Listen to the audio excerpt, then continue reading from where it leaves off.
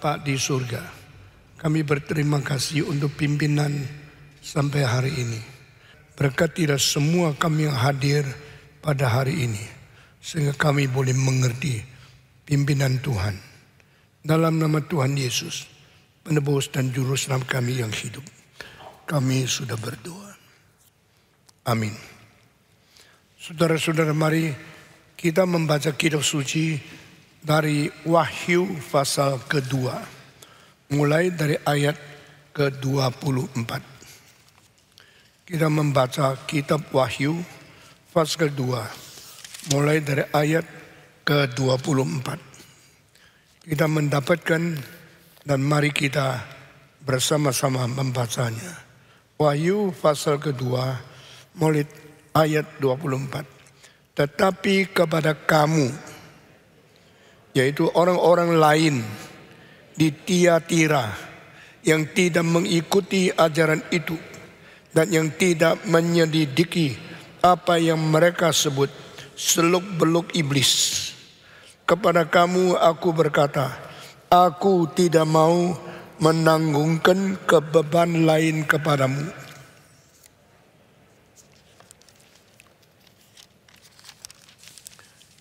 Tetapi apa yang ada padamu, peganglah itu sampai aku datang.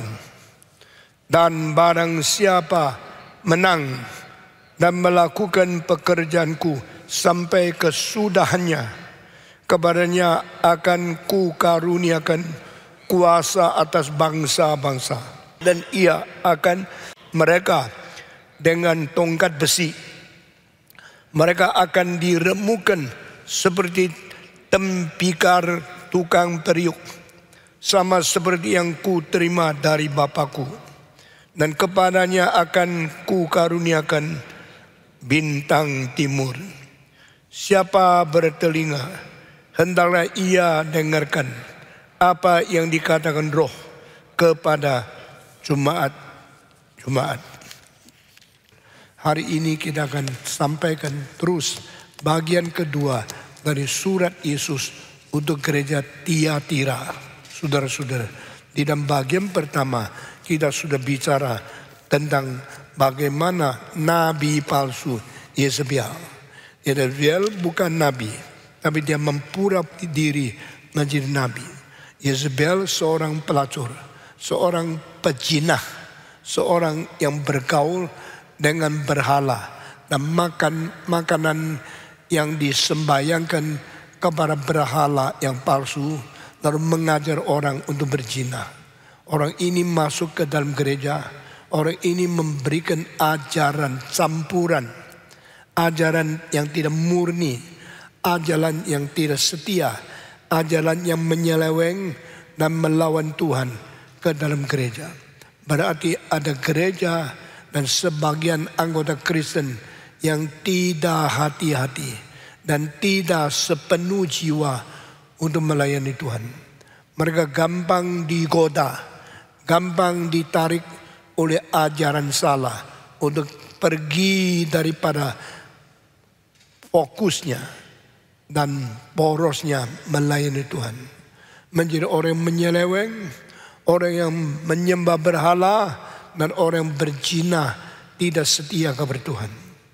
Paulus di dalam buku Korintus berkata, hei orang Kristen yang berada di Korintus, aku telah menjodohkan engkau menikah dengan Kristus yang menjadi suami dari gereja. Itu sebab saya ingin engkau menjadi orang Kristen yang setia, yang hatinya bulat mencintai Kristus, dan jangan digoyah.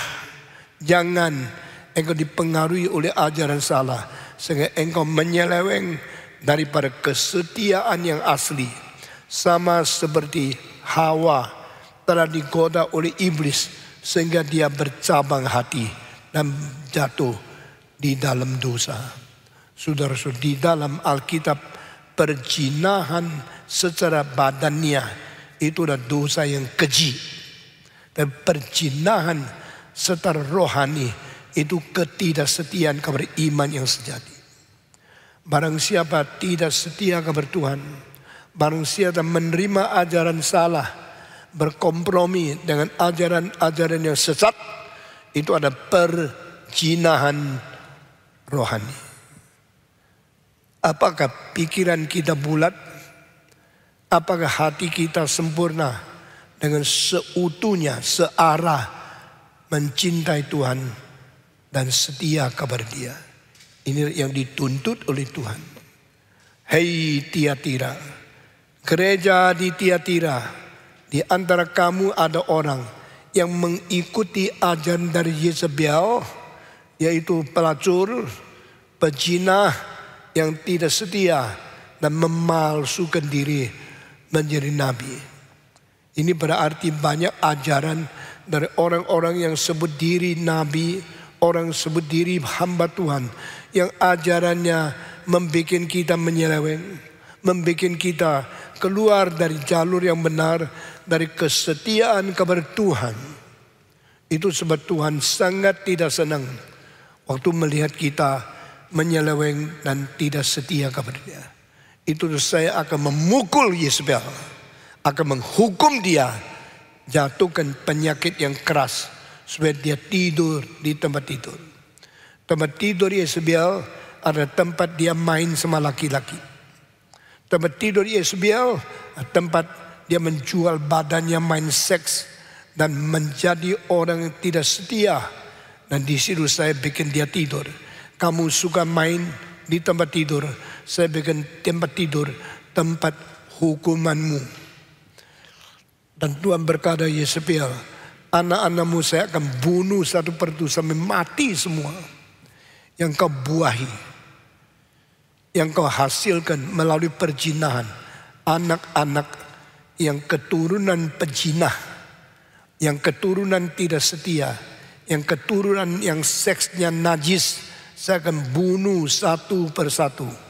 Sehingga engkau tidak bisa menerima buah yang kau hasilkan melalui penyelewengan engkau itu. Inilah bagian yang kita sudah khotbahkan.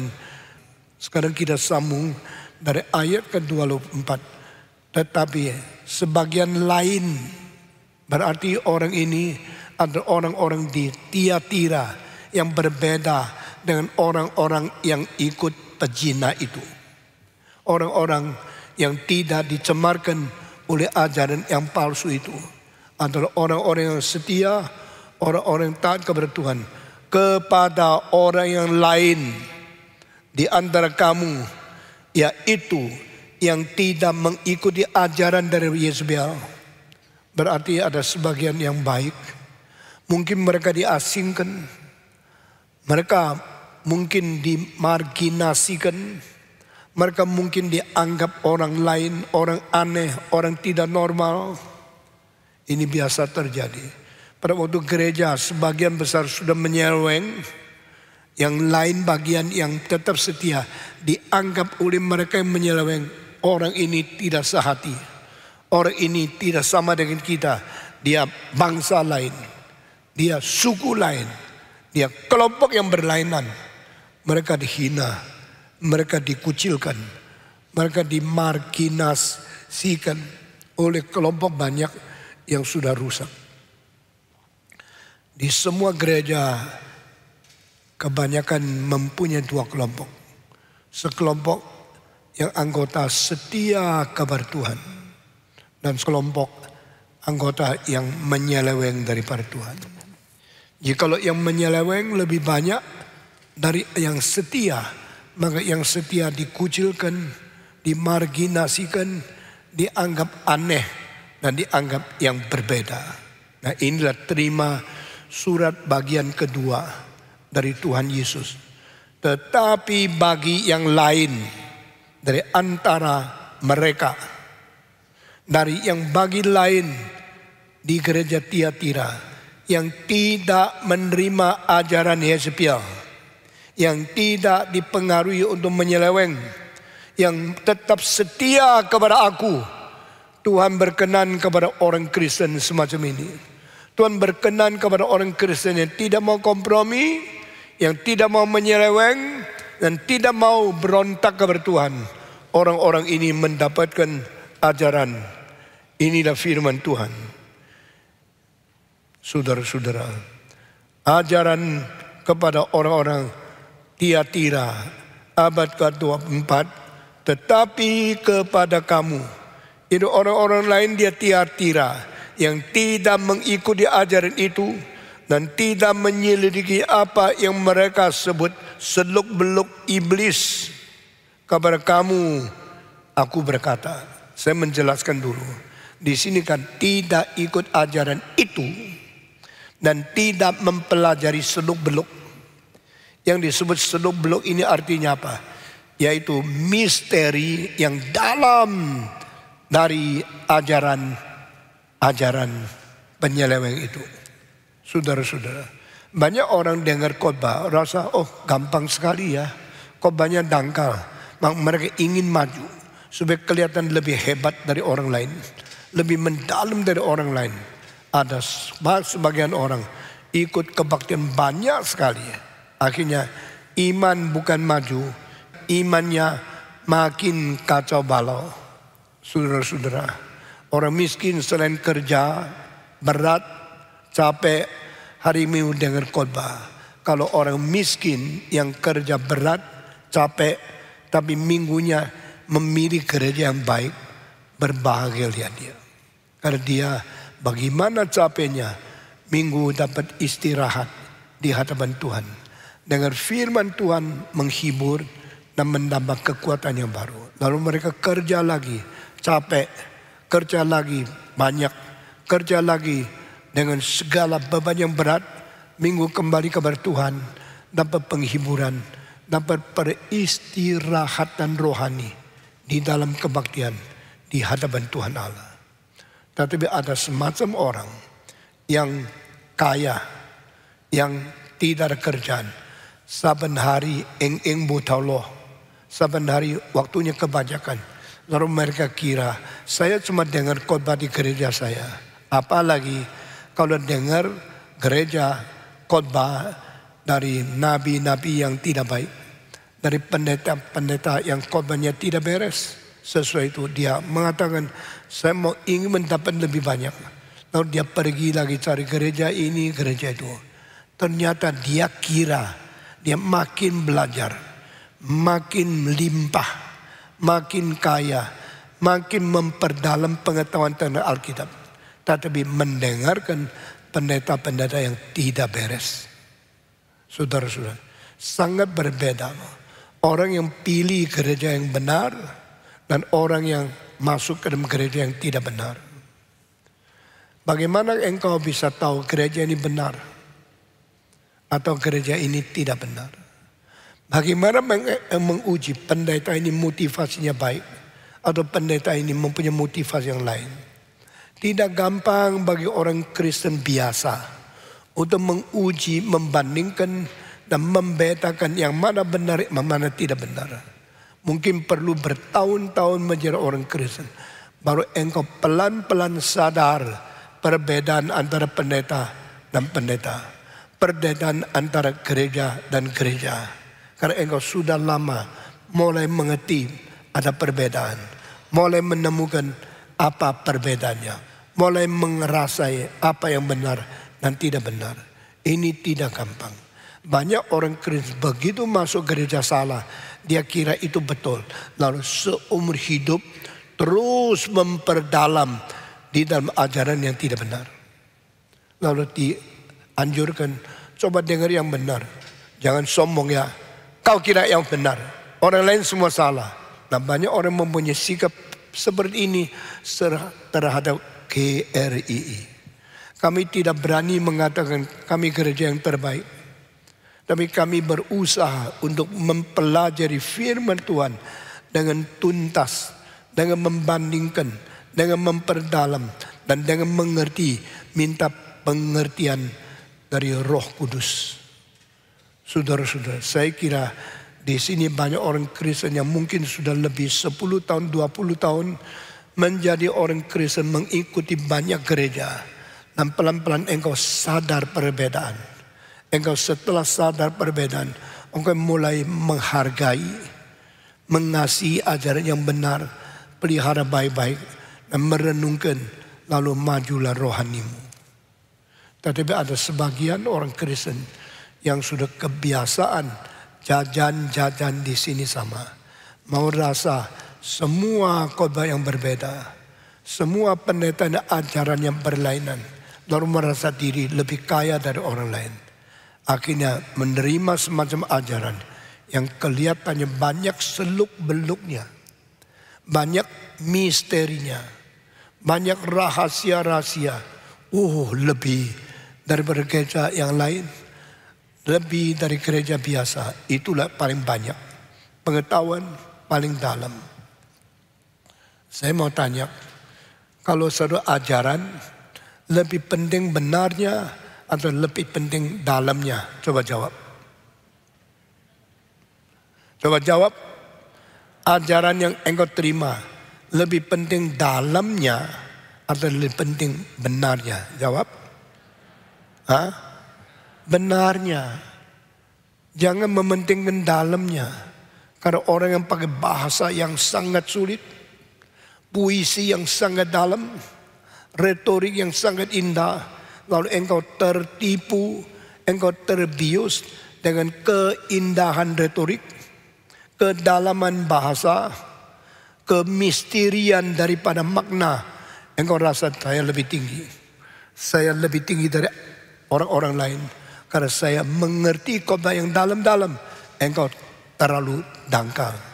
Akhirnya tidak sadar, kecantol di dalam keindahan retorik, kedalaman makna, dan kerumitan bahasa. Akhirnya tidak bisa membedakan salahnya di mana. Itu bahaya sekali. Nah, inilah kalimatnya. Di dalam Alkitab bicara tentang poin ini, hanya tempat ini yang paling jelas. Engkau mengikuti seluk-beluk, engkau mendengarkan yang dalam daripada ajaran iblis, tetapi membawa engkau kepada penyelewengan, kepada ketidaksetiaan. Karena yang dikatakan tidak benar, tapi bahasanya indah. Saudara-saudara, orang Kristen mempelajari sedalam-dalamnya Alkitab. Lumrah, tidak salah. Tapi kalau yang mengajar ajaran yang dalam-dalam, mempunyai hati yang tidak setia, yang tidak jujur, itu akan mencelakakan orang Kristen. Menyelewengkan iman, menipu engkau ke dalam jalan sesat, tapi engkau tidak sadar. Saudara-saudara, di Amerika pernah ada satu sekolah didirikan oleh orang reform, namanya Harvard University. Sekarang sudah termasuk sekolah tertinggi dunia, seperti Oxford, seperti Cambridge.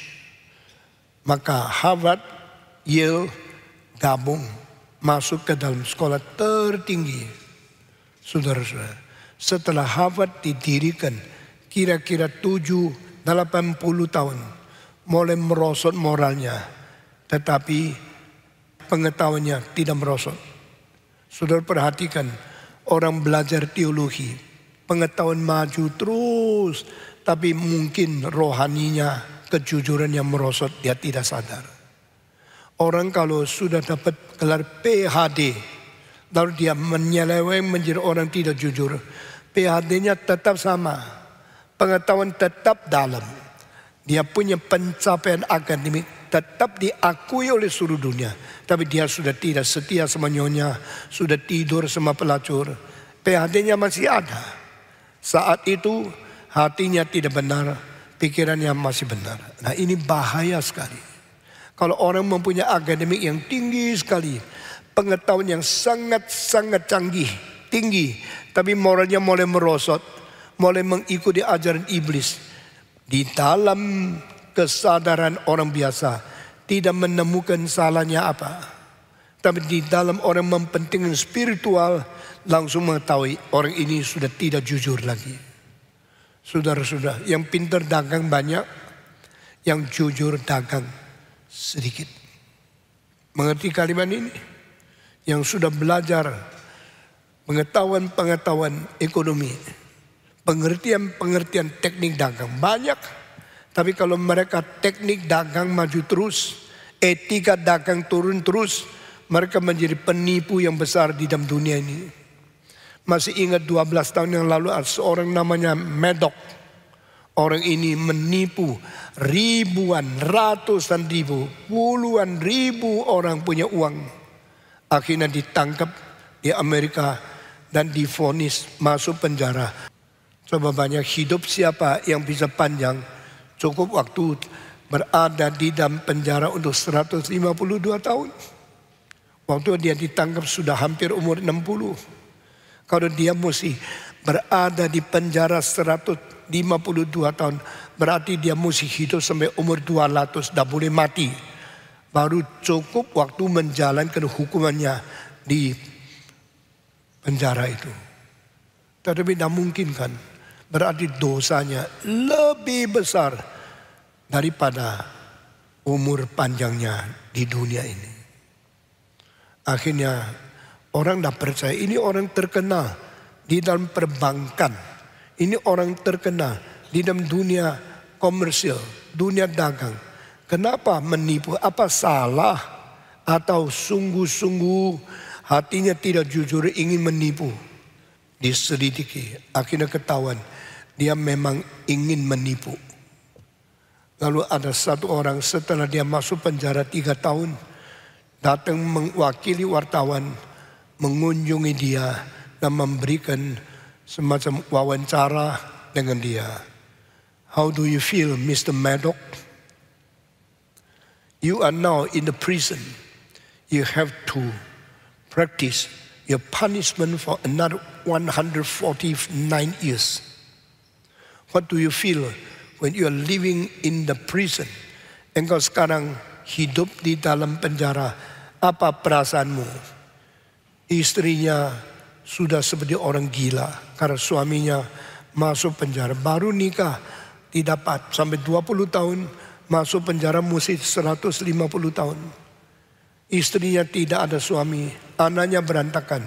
Salah satu orang anaknya membunuh diri karena nama papa begitu jelek. Dia malu hidup di dunia, dia bunuh diri. Dosa membuat keluarga berantakan. Jangan main-main. Istri nikah sama kamu dengan jujur, mengikut kamu, mengharap engkau menjadi suami yang seumur hidup menaungi dia di bawah nama yang baik. Anak-anakmu dilahirkan, mereka inginkan mempunyai papa yang mempunyai reputasi yang baik, mempunyai teladan hidup yang baik. Mereka boleh mengikuti engkau untuk selama-lamanya. Tetapi sekarang keluarga sudah berantakan. Lalu wartawan itu tanya, Mr. Maddox, may I ask you, what is your feeling now when you are living in the prison? Dia geleng kepala dan menjawab, I don't know why people are so easy to be cheated.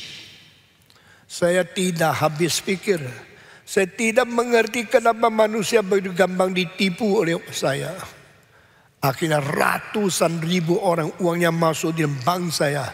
Akhirnya saya menipu dan saya mempergunakan uang. Semua tidak setia dan tidak jujur bertanggung jawab ke mereka. Akhirnya saya baru tahu manusia begitu gampang ditipu.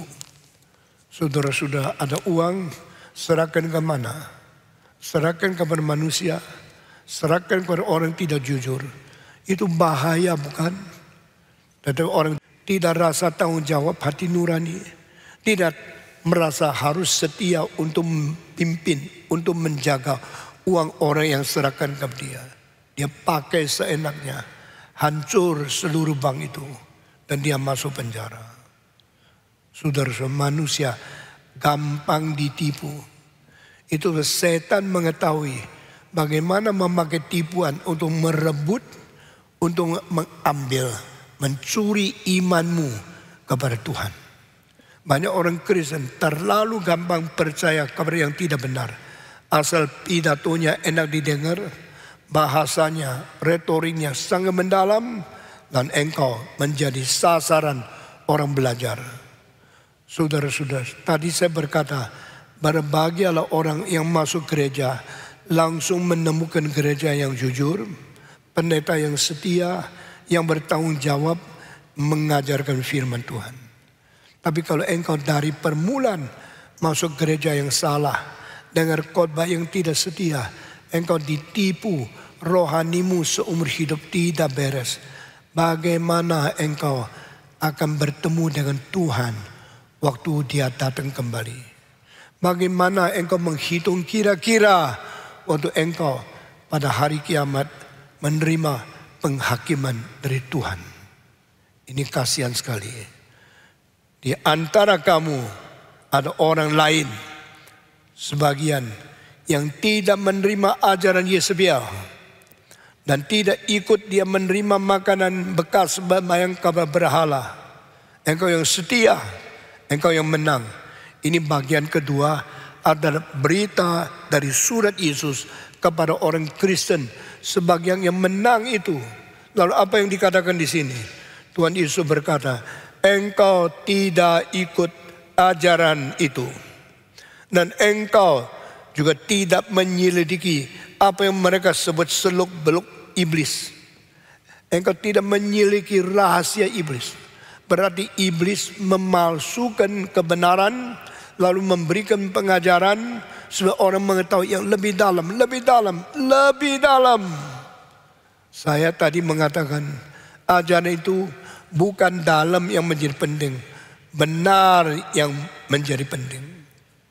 Kalau saya khotbah di sini dengan bahasa yang indah, retorik yang sangat tinggi, dengan puisi-puisi yang membius kita semua, tapi ajaran berdasarkan bukan dari wahyu Tuhan, bukan dari motivasi jujur, bukan dari teladan pendeta yang baik.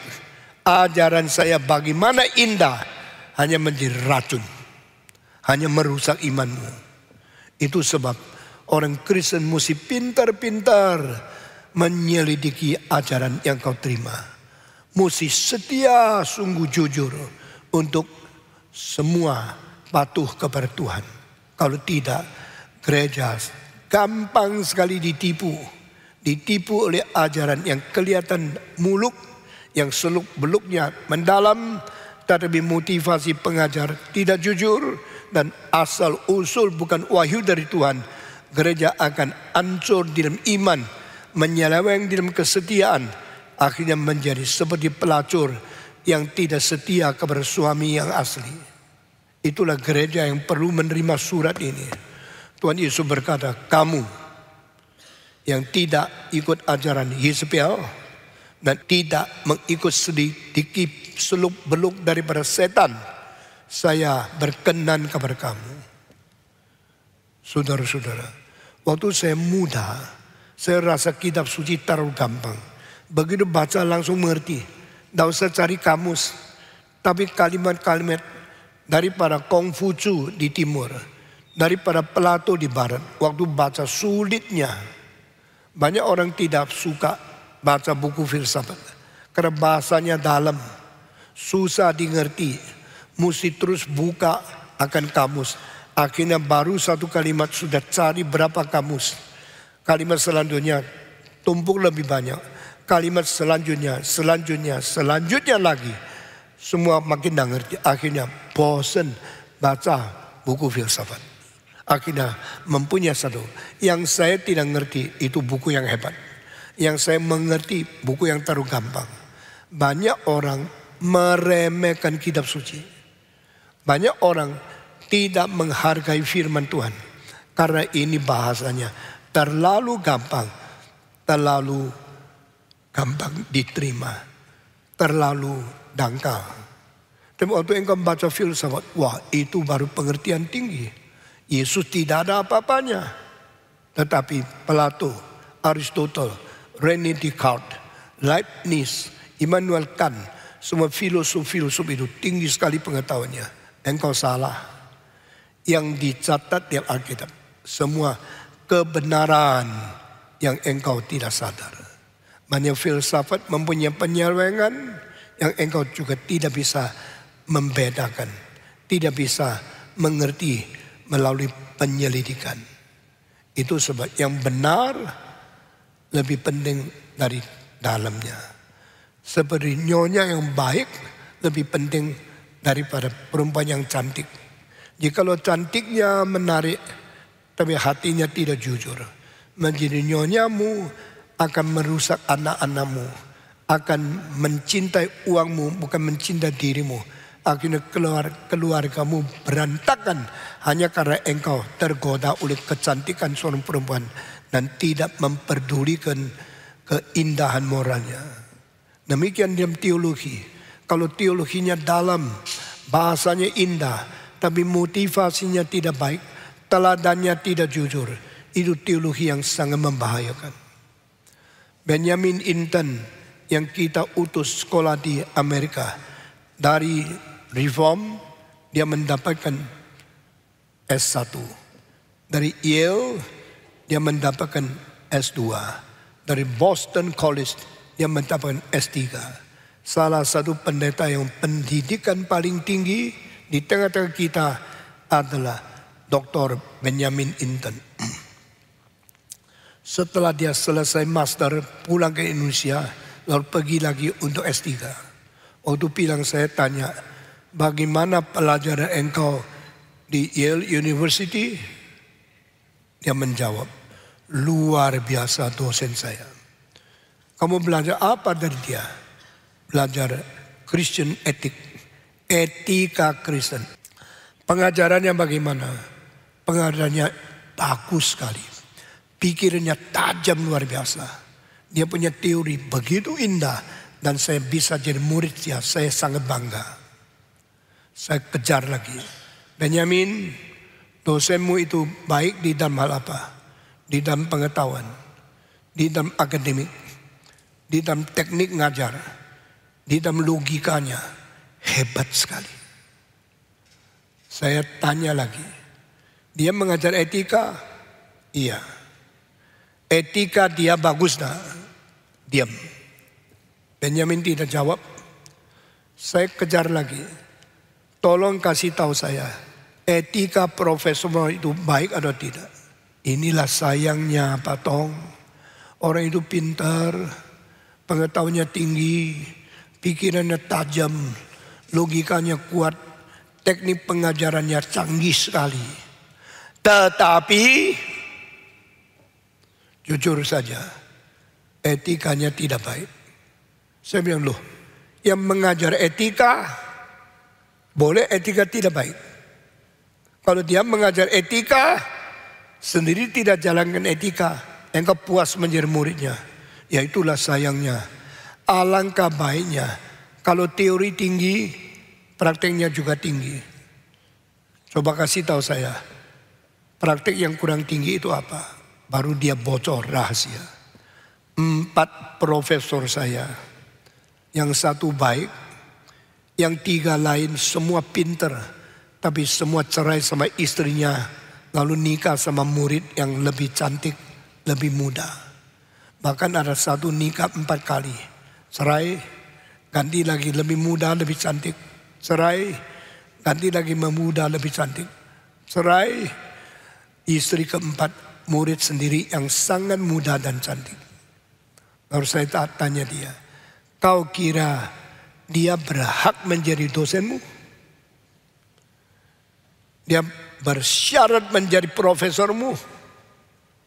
Jikalau engkau dididik oleh profesor yang tidak setia kepada istri, yang membuang karena sudah tua, lalu menikah yang lebih cantik, tidak tahu sendirinya juga makin tua makin tidak bagus. Tapi maunya perempuan yang cantik, perempuan yang cantik. Di atas tempat tidur ganti orang terus. Orang ini etika begitu buruk, mengapa berani mengajar engkau yang mendapatkan pendidikan S2 di situ? Benjamin tutup mulut. Saudara-saudara, saya bersyukur dia murid dari profesor yang brengsek itu. Tapi dia sendiri sama istri setia sampai sekarang. Lalu saya pikir, kita kirim orang pergi sekolah di Amerika. Kalau mendapatkan guru yang benar, guru yang suci, lalu menerima pengajaran yang tinggi, yang tajam pikirannya, yang akademik tinggi. Itu bahagia kita boleh dapat guru mengajar murid. Tapi cilakalah kalau profesor atau dosen yang kita kirim belajar dari profesor yang brengsek, yang tidak beristri, tidak setia kepada nyonya sendiri, lalu nikah ganti-ganti pasangan, lalu pulang ke Indonesia mengajar murid sekolah teologi sini, satu persatu ikut teladan gurunya yang sendiri, ikut teladan profesornya di Amerika. Kita punya gerakan reform akan hancur, bukan? Maka saya perkatakan, akademik perlu, tapi lebih penting kebenaran yang diajarkan, contoh yang diberikan, bukan cuma teori yang mendalam itu. Di sini ayat ini, engkau tidak mengikuti ajaran Yezebel, engkau juga tidak menyelidiki seluk-beluk dari iblis, maka saya berkenan kepadamu. Demikian orang Kristen, yang penting yang diajarkan kebenaran, tidak penting bahasanya dalam atau dangkal. Ini adalah syarat kualifikasi utama yang tidak boleh dikompromikan, tidak boleh menyerahkan kepada yang second factor. Saudara-saudara, kalau engkau mengutamakan dapat istri yang paling cantik, tapi moralnya jelek, suka menipu, tidak setia kepada suami, engkau telah membuang yang utama dan untuk menerima yang kedua. Kecantikan itu indah, kecantikan itu menyenangkan orang, tetapi kecantikan yang membungkus ketidaksetiaan di dalam hatinya, itu tidak mungkin menjadi istri yang baik. Saudara-saudara, Tuhan berkata, Yezebel, bertobatlah. Engkau kalau tidak bertobat, saya akan jadikan engkau tidur di tempat tidur, dan anakmu akan saya bunuh semua. Dan engkau yang ikut-ikut menyelidiki akademik yang tinggi, pengajaran yang seluk-beluknya dalam, dan engkau tidak setia kepada aku tidak berkenan kepada engkau. Saudara-saudara, surat kepada Tiatira bagian kedua ini penting sekali. Alkitab berkata, jikalau engkau menang, pasti akan aku memberikan bahagia, berikan hadiah kepada engkau. Melalui iman, kepercayaan yang menang. Saya mau tanya, gereja ada berapa macam orang Kristen? Hanya dua, yang menang dan yang gagal. Saya tanya lagi, apa artinya orang Kristen yang menang?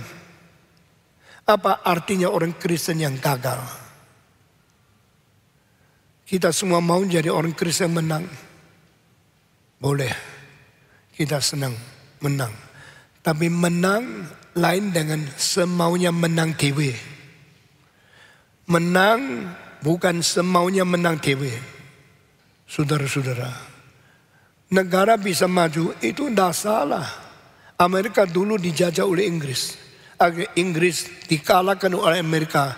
Di dalam 150 tahun, Amerika merebut kedudukan dari Inggris menjadi negara yang paling kaya, menjadi negara yang paling menang.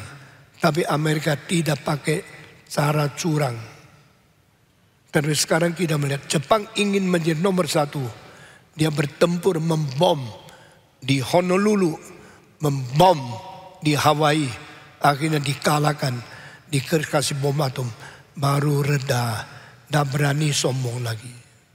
Itu adalah tahun 1945. Setelah 4 tahun, Jepang mau menghancurkan Amerika. Akhirnya Tuhan mengasihani Amerika, membuat bom atom untuk merebut kembali, sehingga Jepang tidak bisa menang. Akhirnya sekarang Jepang belajar rendah hati. Saudara-saudara, Amerika sudah mempunyai bom atom sejak 75 tahun yang lalu. Bom atom diledakkan pertama kali di New Mexico, di padang belantara yang ratusan kilometer, tidak ada satu rumah. Kalau ada rumah, bom atom diturunkan, orang ikut mati. Nah itu salah. Maka negara Amerika meledakkan bom atom pertama di tempat yang ratusan kilometer tidak ada orang. Sehingga radiasinya tidak membunuh rakyat. Waktu pertama kali diledakkan, api naik seperti jamur besar sampai di angkasa.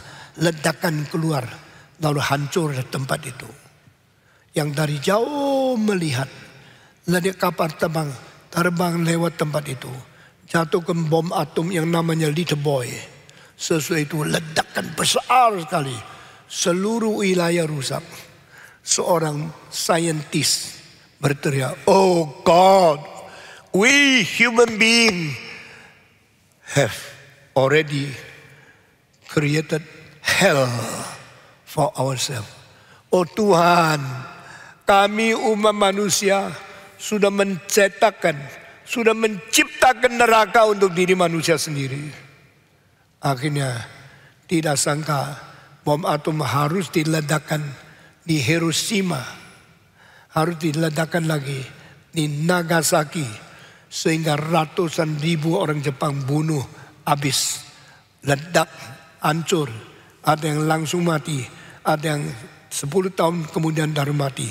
Radiasi membuat seluruh tubuh mereka dirusak oleh nuklir dari bom atom. Saudara-saudara, kenapa mereka bomnya di Hiroshima? Mengapa mereka bomnya di Nagasaki? Bukan di Tokyo. Karena kapal terbang yang diberi mandat melepaskan bom atom. Kalau Tokyo hancur, Jepang pasti menyerah.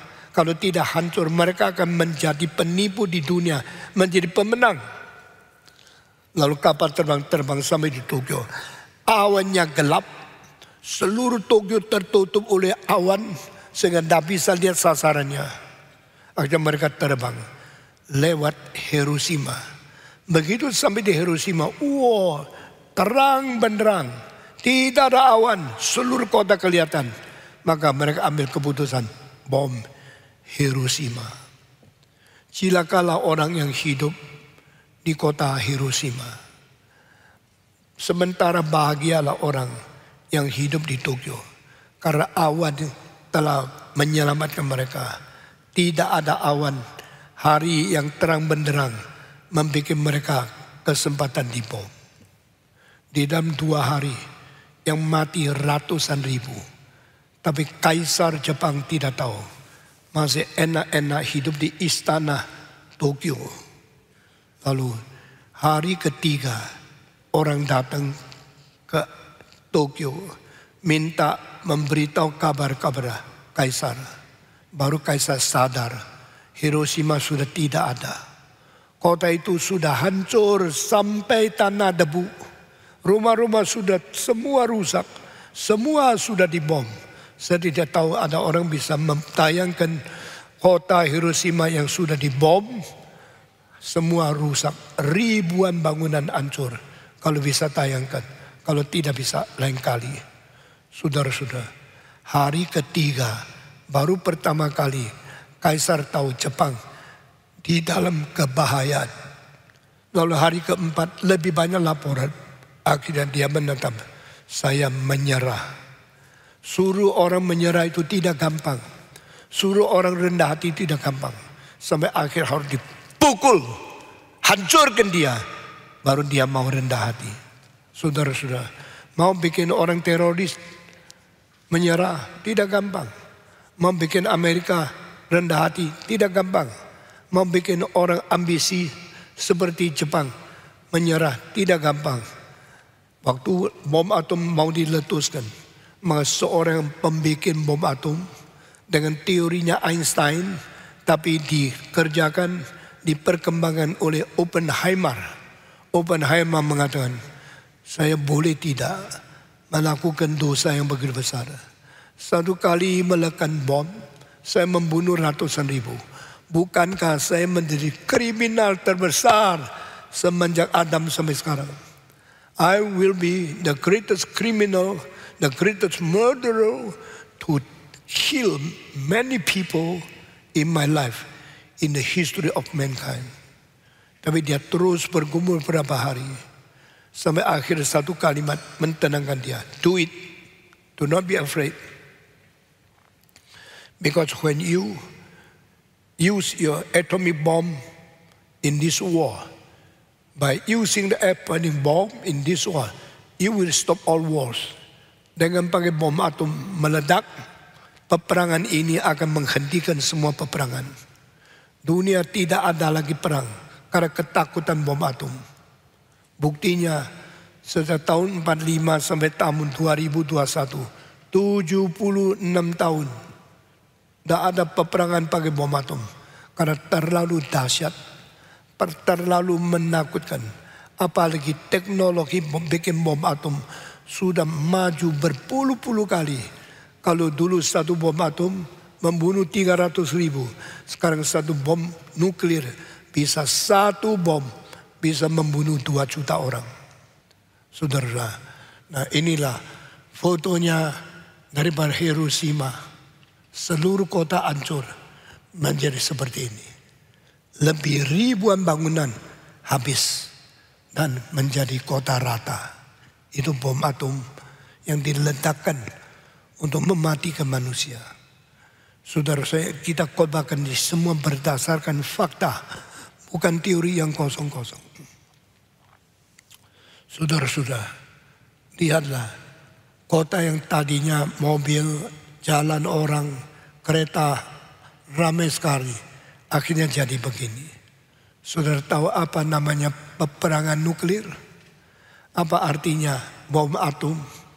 Kalau Jakarta dengan bom atom 3-4 biji menjadi begini, engkau mau cari teman di mana? Engkau mau berhenti di rumah yang mana? Di manakah gurumu, anak keponakanmu? Saudara-saudara, kita melihat kota dibangun susah payah, dihancurkan gampang sekali. Oke, berhenti foto itu, kita kembali mendengar khotbah ini. Kamu orang lain yang tidak mengikuti ajaran itu dan tidak menyelidiki seluk-beluk dari rahasia iblis, saya berkenan kepadamu.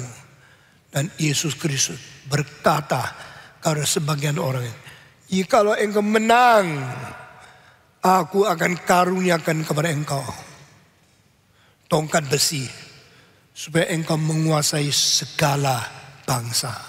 Wah, ini kalimat dalam sekali loh. Apa artinya ini? Berarti engkau akan duduk di atas takhta penghakiman dunia bersama dengan saya, menerima kuasa dari Bapa. Saudara-saudara, siapa pemenang? Saya tadi mengatakan yang menang tetapi tetap rendah hati. Bukan pemenang yang ingin menang sendiri. Banyak orang ingin menang sendiri. Yang lain mati biarin. Yang lain hancur biarin. Sekarang ada pemimpin perintah. Asal saya jadi presiden seumur hidup, kamu mati biarin. Kami masuk penjara biarin. Karena saya yang menang.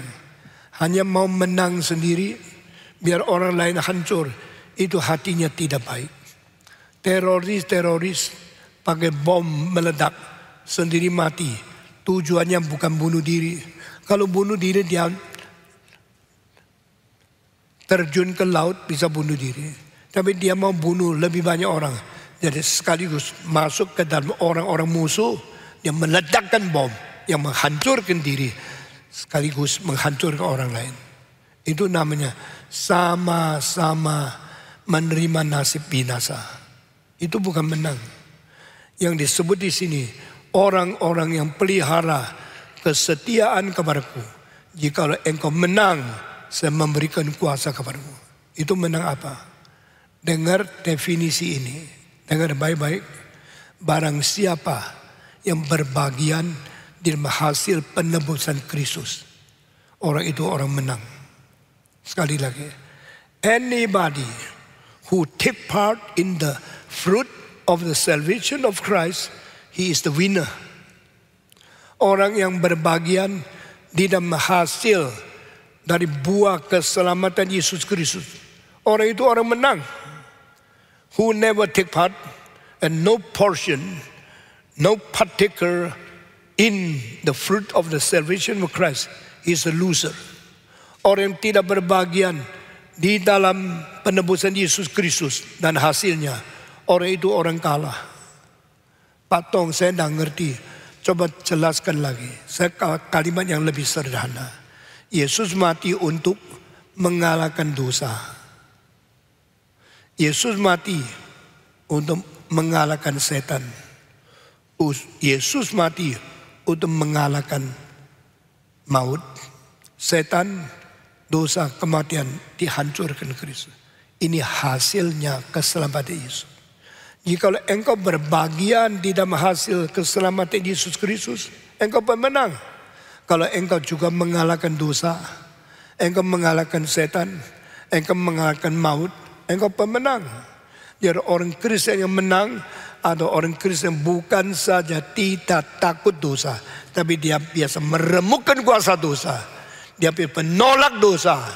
Dia bukan saja tidak takut setan, dia menghancurkan kuasa iblis. Dia menghancurkan rencana setan. Itu orang menang. Orang menang adalah orang yang tidak takut mati. Kalau perlu mati untuk Kristus, dia tetap berani menghadapi kematian. Itu pemenang. Jadi saudara dengar, ini definisi Stephen Tong. Tidak ada di buku. Siapa orang menang? Orang yang berbagian di dalam buah hasil keselamatan Yesus Kristus. Christ win over sin. Christ win over Satan. Christ win over death. Yang menang atas dosa, menang atas kematian, menang atas setan. Inilah orang pemenang yang sungguh-sungguh. Saudara-saudara, menang sini, menang sana, tapi tidak bisa mentaklukkan nafsu yang berada di dalam birahi jiwamu. Tidak bisa mengalahkan dosa dan nafsu perjinan yang berada di dagingmu. Itu bukan menang. Orang yang menang atas dosa, menang atas setan, menang atas kematian. Itu orang menang. Barang siapa yang menang, saya memberikan dia tongkat besi untuk memerintah segala bangsa. Tongkat besi yang memecahkan segala bangsa. Itu pertama kali tercatat di Mazmur pasal kedua. Yesus berkata, waktu dunia kiamat, waktu sejarah berakhir, saya akan mendapatkan tongkat besi untuk memukul semua raja, semua pemerintah, semua pemimpin di dunia yang jahat. Saya akan menguasai mereka dengan penghakiman dan dengan kemarahanku. Itu tongkat besi pertama kali muncul di dalam Alkitab. Sesuai itu muncul lagi di Wahyu. Berarti waktu dunia kiamat, Kristus yang akan datang untuk menghakimi semua raja, semua presiden, semua penguasa, semua pemimpin di dunia. Mereka harus takluk bahwa Kristus.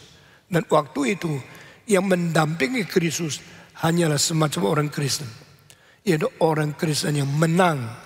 Barang siapa pemenang, saya akan memberikan dia tongkat besi untuk menguasai dan mengatasi semua pemerintah di dunia ini. Dia akan meremukkan mereka seperti seorang tukang periuk meremukkan dia punya periuk, hancurkan mereka. Saudara-saudara, ini juga kalimat yang muncul dari kitab Nabi Yesaya. Aku akan meremukkan mereka seperti tempayan, seperti periuk yang saya bikin supaya mereka hancur. Saudara mengetahui kalau tanah sebelum digodok, sebelum dibakar, bisa dibentuk secara semua kemauan engkau. Bentuk gelas kah? Bentuk kendi kah? Bentuk piring kah? Bentuk mangkok kah? Engkau bisa.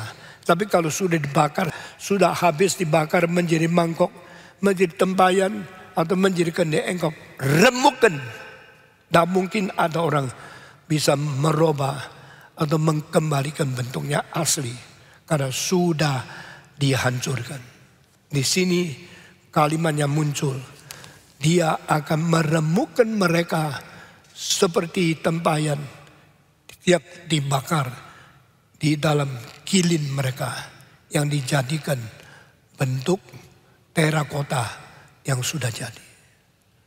Kalau Tuhan sudah marah, kalau Tuhan mengadili seluruh dunia, maka mereka yang berdosa dan tidak bertobat hanya tunggu dilempar, hanya tunggu dihancurkan, dan tidak mungkin kembali lagi kesombongannya atau gengsi aslinya. Siapakah pemenang? Pemenang harus mati beserta Kristus. Yang mati beserta Kristus akan bangkit beserta Kristus. Yang bangkit beserta Kristus akan mengadili beserta Kristus pada hari kiamat. Mari kita menanti, mari kita menjadi orang Kristen yang menang atas dosa, atas iblis, atas nafsu kejahatan, atas kematian. Kalau kita mau menjadi orang menang, kita harus belajar seperti Yesus Kristus. Kalau kita mau menjadi orang menang, kita harus mempunyai kuk dan pikulan yang pernah diberikan oleh Tuhan. Yesus berkata, ikutlah aku, tanggunglah kuk aku, pikulah bebanku, maka engkau ikut teladan dari aku. Ini semua ditulis di dalam Matius pasal 11. Take my yoke and bear my burden and follow me and learn from my example. Orang Kristen atau orang yang menerima keselamatan dari Yesus Kristus dan mengikuti corak dan teladan hidup Kristus, mau pikul salib, mau menanggung kuk, mau berjalan memikul salib dan berjalan bersama Yesus Kristus. Kenapa Tuhan Yesus mengatakan, my yoke is easy, my burden is light. Saudara sering mendengar lagu yang indah sekali dari Josh. His yoke is easy. Lagu itu sangat enak didengar, sangat sulit dinyanyikan. Di dalam seluruh Mesias, nada tertinggi adalah A. Tam tam dim dim tam tam tidak dim tam tam tam. Haleluya, haleluya. And he itu adalah A. A itu untuk suara orang tenor yang bisa nyanyi paling tinggi. Lebih dari itu genius. Ada yang bisa sampai B, sampai C. Itu namanya high C. Yang bisa nyanyi high C seperti Mario Lanza, seperti tenor-tenor penyanyi oratorio di setiap zaman yang bisa high C sedikit sekali. Kor tidaklah lagu lebih dari A, tetapi lagu His Yoke is Easy adalah satu-satunya lagu paling tinggi dan paling sulit karena B flat. Coba pemain piano naik ke atas. Ya, sekarang kasih nada G. No, lalu G A, naik itu. Lebih tinggi. Tapi His Yoke is Easy justru satu-satunya lagu yang paling tinggi. Bukan A, bukan G, tapi lebih tinggi dari A separuh lagi. B flat. Ini susah sekali. Maka kor kita bisa nyanyi lagu itu. Saya salut. Karena mereka sudah dilatih 30 tahun. Jakarta Oratorio Society telah menyanyi lagu yang paling sulit, yang paling tinggi, yang paling tidak gampang dicapai. Kita menyanyi dengan tidak tarik, tidak fals, tapi tepat suaranya. Itu puji Tuhan, saudara-saudara. Dan yang bikin lagu dua, satu Bach, satu Handel tentang tema ini. His Yoke is Easy. Lagu satu yang maknanya His Yoke Easy dibikin oleh Handel, baru saya sebut. Yang satu lagi ditulis oleh Bach.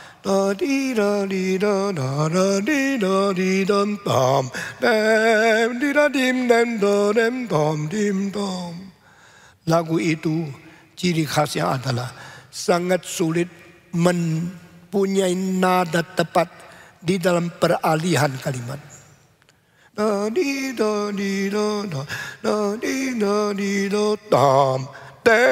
Tinggi, turun, naik. Itu tidak gampang.